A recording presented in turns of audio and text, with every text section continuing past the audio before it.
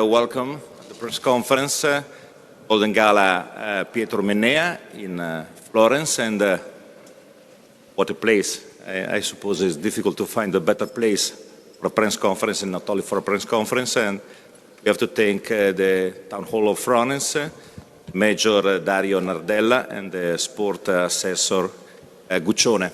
Malaika, I suppose you have a very good memory of Italy, because in Ariete you won your first major championship, Euro Junior, and then in Golden Gala in Rome you set the meeting record, 7:07.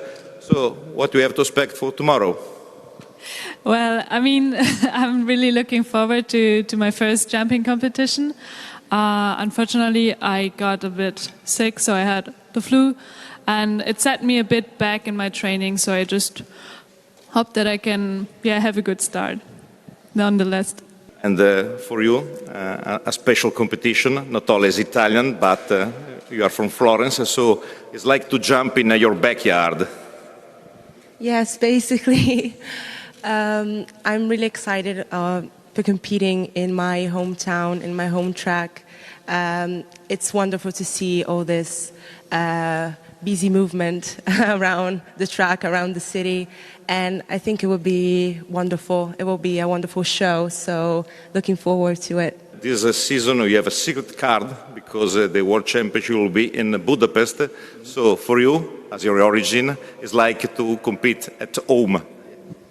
No, for sure. Obviously the shot put over the past years have been getting better and better, and I'm proud to have been part of that. Of course, Ryan had a far throw last week, which I don't think any of us were too surprised about. But, I'm pretty excited for my season. My year has been different than every other, because we just had twin babies. They're 7 months old now, so I think I've been picking up... Congratulations. Thank you. I think I've been picking up them more than shot puts lately. So I know I'm really strong. I got to get back in throwing shape, and I'm excited to start that here. I think it's one of the best places, and I think this as a press conference kind of gets me even more excited to be part of this competition, because this is an amazing way to start the weekend. Many times you set your personal best in the top events, so it means we have to expect more 22 tomorrow? Yeah, definitely. I'm in good shape. At the moment, just happy to be back. It was my 1-year anniversary of breaking my finger last year, so I'm already in better shape this season than I was last. So I'm just really happy to be healthy, competing, and looking forward to the potential that's out there this season, and hopefully grabbing the bull by the horns and doing what I can.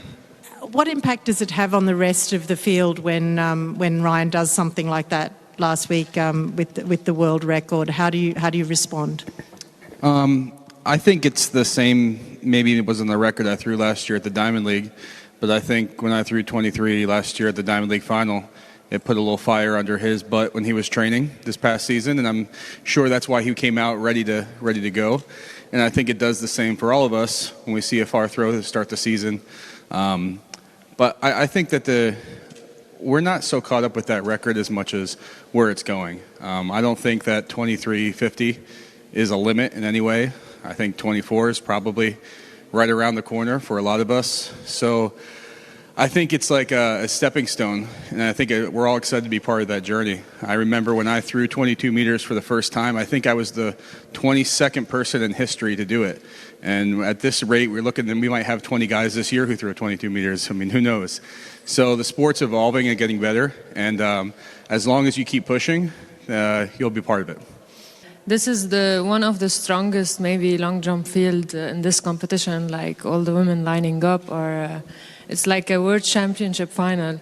So how are you gonna take it tomorrow, like every jump at a time, or how it's gonna be? Which mindset are you each going in, and what do you think about these kind of competitions ahead of Budapest, the World Championship?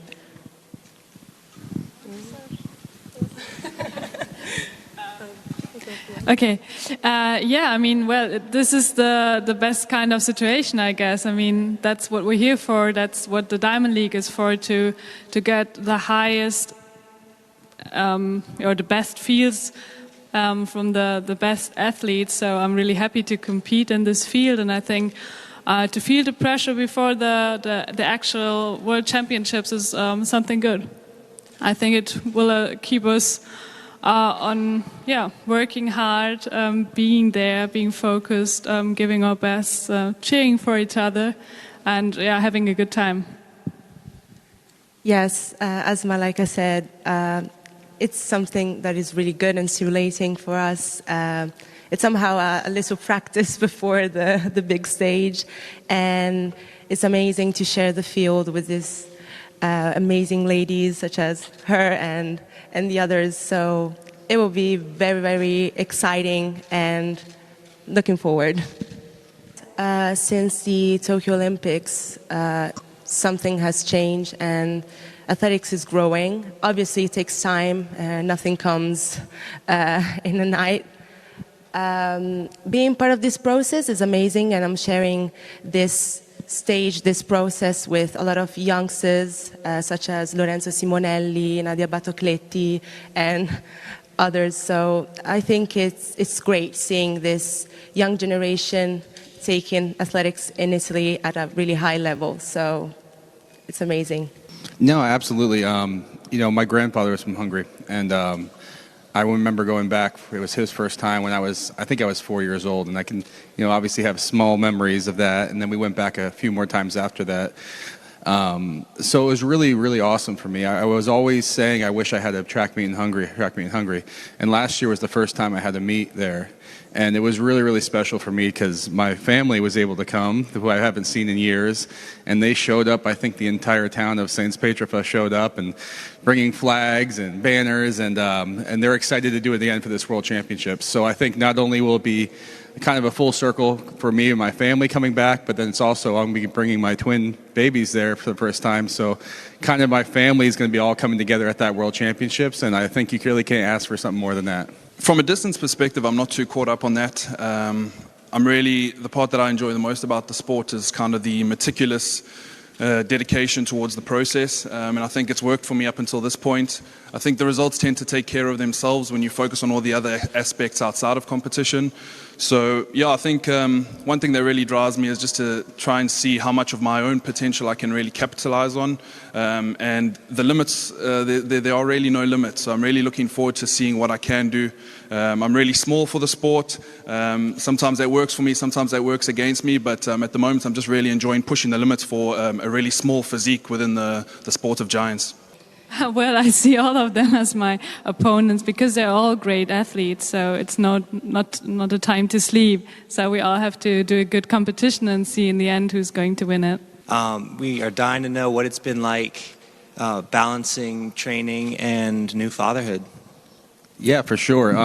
It's been, I'll sum it up by saying amazing. Obviously it's been a huge blessing, and every 2 weeks I'm learning something new with the twins, and it's definitely been it's a lot more on your plate, and I don't think last night's probably the first night of sleep I've had in 7 months straight through. So that was really, really awesome. If I look tired now, it's because my body's like, well, we want the other 2 months of sleep that we didn't have back.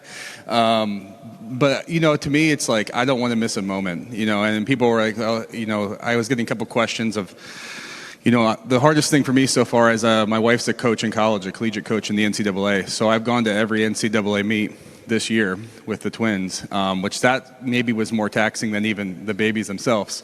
So, but for me, I've been just trying to stay as strong as I can because I can figure out how to throw. I've been doing this long enough that the form will come back. But I definitely don't want to miss any moments. And I was sad waking up this morning, even though I was well rested, that they weren't there in the morning they play with. And I feel like being part of their journey it's a true blessing, and I can't wait to be back for them. But I'm also excited for the upcoming meets because they're going to be coming overseas for probably London and then staying over for Budapest. So that'll be a little bit of adventure for my family, and I hope you all can wish us luck in flying. At that point, they'll be 8-month-old twins across the seas. But we're really excited, and we're looking to find a way to do it and pull it off and keep our family together.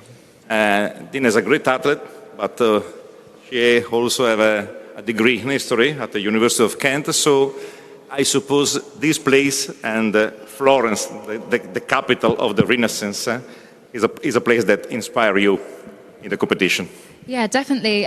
Firstly, hi to everybody. Thank you for such a lovely introduction. And I'm I'm honoured and amazed to be able to run in such an amazing historical city for the second time. I was fortunate enough to be able to come here during the pandemic for the first time, and we had the full tour of this amazing place. And yeah, it's such a culturally rich city. I mean, Italy's such a culturally rich country. You guys must be so proud and so honoured to have that as part of your history and culture. It's amazing to be here in this venue, which we can use today, which is amazing. And yeah, it's great. Yeah, I mean, my inner season was great, and I think it was really nice to have such a good base for the outdoors when I do hurdles, because it's still what I love to do most. And I think you never have the perfect race, but it's nice to always come close to it. Perfect in Olympics, 2 gold medal. Perfect in the World Championship, 2 gold medal. You miss only one thing, is the world record. You went very close in Monaco. Could be the time tomorrow evening to attack the world record, or was it too early in the season? First of all, is to say thank you very much to be here in Florence for the second time. I was here 2021 and I ran 3:53. So for Friday, everything is possible. So I'm looking forward for a nice race on Friday, tomorrow. And looking forward. The record is still on my heart and my mind, and I hope this year will be a perfect year for me. First and foremost, like everybody else said, thank you for having me. It's been a pleasure to be in this beautiful city. The world record, like I said before, it's a tricky thing. You know, when you start pressing and you start fantasizing about it, that's where, wheels fall off. Right now, it's still early in the season, so whatever happens. You take it with a grain of salt and you be able to move forward. With that being said, I'm looking forward to running tomorrow. It's been a great week of training for myself. Me and my team have been working diligently, so we're looking forward to it. It's like I said, it's a beautiful track, beautiful city, so all the stars are aligned. You just have to go out there and have some fun. Viivi Lehikoinen is your good friend. Have you been training a lot together again before the season? Yes, we've been training a lot together. We've been on camps together, and she's a great starter always on the hurdles, so it's always fun to train with her. And she has a great mentality also, so it was nice to train together again. What did you learn from your race in Ordegem the first time with 14 strides that you will use for this race? I learned quite a lot. It was the first time, like you said, in 14 stride, which is a change because I have to do bigger steps and also change from the leg. So it was nice to try it out, and I wanted to go to hurdle 7, but I've never done it before, so it was nice to do this. And now I have a bit more confidence to go out a bit faster, but also the switch to make to 15 after the 7th hurdle, I could also learn a lot about. So it was really nice to do that race before Florence. Dina, as I recall, you ran really well here 2 years ago. I think it was kind of a real sort of turning point for your season that time. Do you think that you've talked about the beautiful surroundings? Do you think that sort of feeds into you feeling good and racing well, that kind of thing? I think loads of things are conducive to running a good race. I did have a really good time here in Florence last time, so I'm hoping it's going to be just as good this time as well. But honestly, I feel like just good performances come from within. It comes from the training, it comes from the periodization. So personally, I often take some time to build up and then we go, because my aim is always going to be the major championships. But last time was a lot of fun. I really enjoyed running in Florence, so I was going to make sure that I definitely came back when it was in Florence again. Do you have any interest or entertain the possibility of running the 400 in Paris? No. No, I mean, it's great to see there's such a great field, but I'm really focusing on the hurdles this year. I'm running a 400 meter at FPK Games at home on Sunday, but I'm not planning to run a lot of 400s because I want to practice this 14 stride. You don't often get beaten in races. It happened in Rabat. What are you looking to turn around at this meet to sort of get your back self? Do you feel like you need to get back on track, or what do you need to fix, do you think? Yeah, I mean, I think the biggest thing is what people forget is there's other competitors in the race. It's not just Grant Holloway in that race. Broadbell had an awesome race that time. Do I still feel like I'm in a great spot to do what I want to do this season? Absolutely. Do I feel that you guys won't be talking about Rabat after this meet? Absolutely. Do I feel that going forward, if I lose every race and I win world championships, will you guys forget about all the races I lost? Absolutely. So it's just one of the things where, you take it for a grain of salt. You watch the film, you get better at it, and you move forward. That race was filled with past champions, previous Diamond League winners.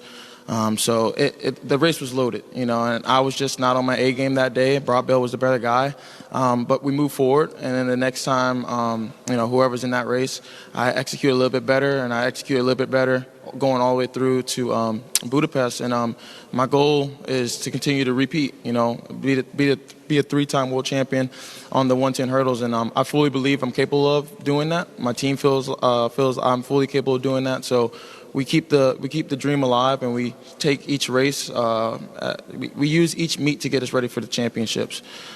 We use the practice to get us ready for the meets get us ready for the championships. So definitely looking to rebound this weekend, and we'll see what happens after that. Well, my question to Fate. Tomorrow the last event will be 1,500 meters race. So. You are searching for, we are next to your name for a long time, and you are so close. So do you think it's going to be a great opportunity for you as racing with some of the big names? For me, for tomorrow, I'm just looking forward to run a beautiful race, as I said, because I know we are all there, and 1,500 is a competitive race. And for me, I just want to run beautiful race, and I started in Doha, so I want to see what is possible tomorrow, if I can still lower my start of the season, because in Doha I ran 3:58, so I want to see if I can do a little bit faster than that. So tomorrow I'm looking forward and see what is possible. Yeah. The fans in Rabat were loud. I think that was a very clear statement, especially in my race. We had 2 false starts charged to the field, and then on the third time, the starter was just trying to get us off, so it was a quick gun. With that being said, kind of threw me off my A game, but that was a moment that I had to learn from. So what I've been doing to get better in practice now, I have my team playing loud, blaring music during my practice, and it's my goal to focus in on the gun. Maybe that was what I needed in Rabat, to just get a little bit more focus on some training, or figure out if the crowd might be loud at another track meet, how I'm able to focus. So, you take everything that you've done, you take the good with the bad and the bad with the good, and you move forward with it. Going forward, do I expect fans to be loud at the start? Absolutely not. But you never know. You might get a track meet where you hear a horn, or you hear people talking. You got to be able to focus in on the gun. So I'm kind of thankful for that moment, honestly, because now I can focus in and start doing that and implement that into my training. But going forward, yeah, I do expect the crowd to be quiet, but it's not always going to be given. So it's up to me to be able to focus in on that. Fred, is a very early part of the season, but you compete in Australia, you compete in Asia, both in Doha and in Yokohama, you compete in Rabat. Now, 4 continents, Europe and Italy. What do you have to expect for tomorrow? Well, I've been getting my brand out there, my name. So it's been a good journey this year. So just been doing what I've been doing, competing and having fun while I'm doing it. Akani, as I say, the great specialist of Golden Gala, Pietro Mennea, you won both in Florence and in Rome. Are you going for 3 tomorrow? Hopefully it's lucky number 3. It's been a good build-up to the season and good start in Rabat, and looking forward to running Florence again and putting up my best race there. Are you upset for the absence of Marcel Jacobs tomorrow? And another question, who care your garden and your plants now that you are abroad? I know that you are a fan of gardening. Thanks. Not upset that he's not competing, just wish him health and that he get back to competing at 100%. And I had really not grown nothing in my garden since I've been away, but once I get back home, I will be growing some watermelons or something of the season of the summertime. Akani, it's a very good field here in Florence. Often you don't see as good a 100-metre field together this early in the season. Do you think that's sort of to the benefit of all of you to kind of have this kind of quality of competition this early? Yeah, I think it's good having competition out there. I think it's good having top competition out there at all the races. I think we all are competitors and we step on the line to win, and just having a high caliber race is what we want. You know, we don't want to just get to a race and just have an easy day. You know, it needs to be a race where you are trying to do your best and put out your best and make sure that you are putting in the best race at high pressure. So yeah, I think it's good that we're all out here, and yeah, big up. A question for both. What does it come in your minds when you think about Budapest this summer? The first thing. Double gold. That's what I'm aiming for. Double gold.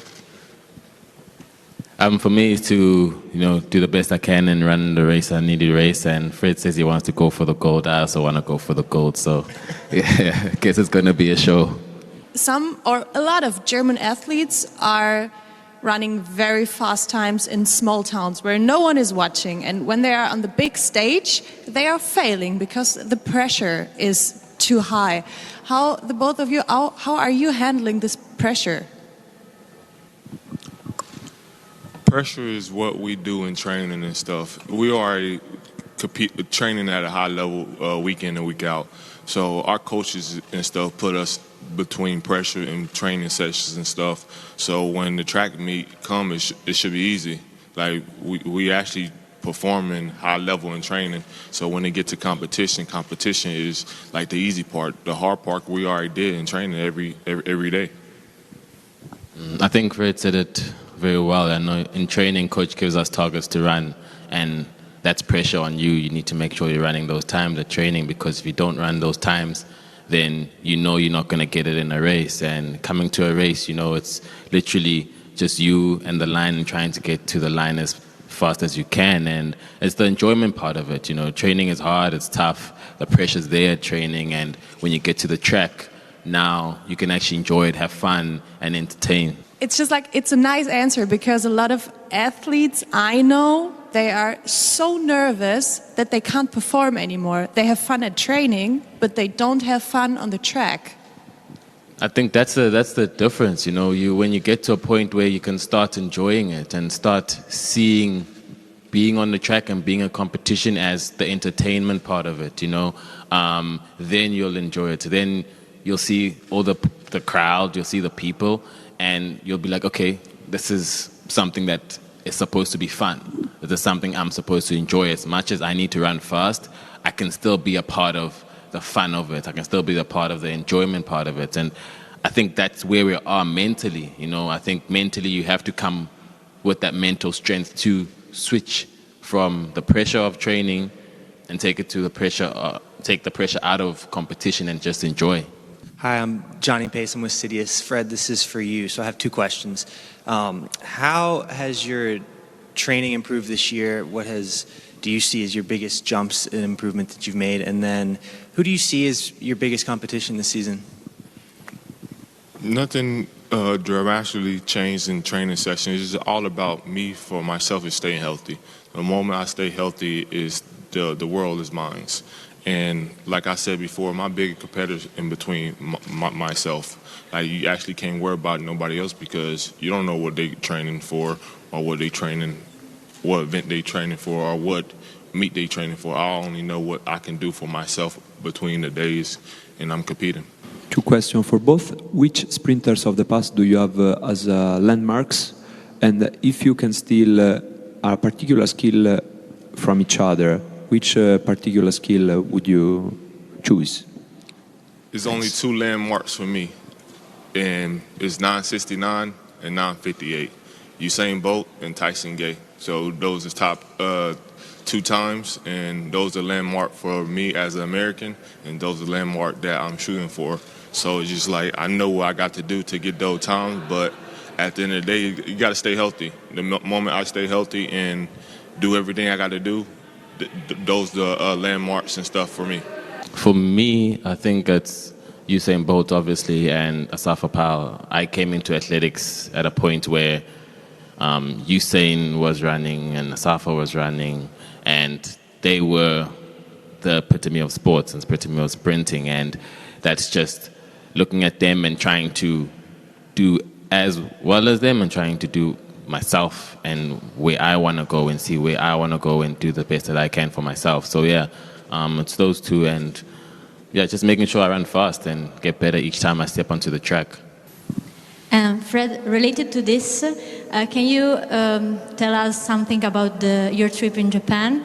Because you posted some very curious and nice videos. So do you have something that you learn new or something that you can tell us about your experience? My experience in Jamaica. So let me learn how to smile, man. You travel too much. My experience in Japan was one of the kind. I learned a lot of different stuff. Learned by I'm wearing the wrong shoe size.